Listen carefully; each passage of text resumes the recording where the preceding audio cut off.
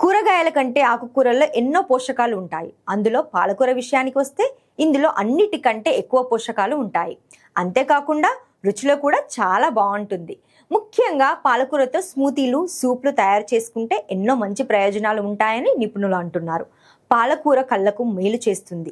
కళ్ళు ఆరోగ్యంగా ఉండటానికి, కంటి వ్యాధుల ప్రమాదాన్ని నివారించడానికి విటమిన్ ఏ, విటమిన్ సి ఇందులో పుష్కలంగా ఉంటుంది. అంతేకాకుండా పాలకూర అధిక బరువును కూడా నియంత్రిస్తుంది. అధిక బరువు ఉన్నవారు చాలా వరకు ఆహారం తగ్గిస్తుంటారు. అయితే బరువును తగ్గించుకోవాలనుకుంటే ఆహారం మానేయకుండా పోషకాలను అందించే ఆహారాన్ని తీసుకోవాలని నిపుణులు చెబుతున్నారు. పాలకూరలో క్యాలరీలు తక్కువ ఉంటాయి. దీంతో బరువు తగ్గడంతో పాటు ఆరోగ్యానికి కూడా ఎంతో మేలు జరుగుతుంది. పాలకూరలో మంచి మోతాదులో ఇనుము ఉండటం వల్ల రక్తహీనత ప్రమాదాన్ని తగ్గించడంలో సహాయపడుతుంది. పాలకూర సూప్లో ఎక్కువ పోషకాలు ఉంటాయని చెబుతున్నారు. సూప్ కోసం ప్యాన్లో నూనె వేడి చేసి అందులో 2-3 వెల్లుల్లి రెబ్బలు, 1 ఉల్లిపాయ వేసి వేయించుకోవాలి. దాంట్లో సన్నగా తరిగిన పాలకూర, 250 గ్రాములు ఉప్పు వేసి బాగా కలిపి మూత పెట్టి చిన్న సెగపై 10 నిమిషాలు ఉడికించాలి.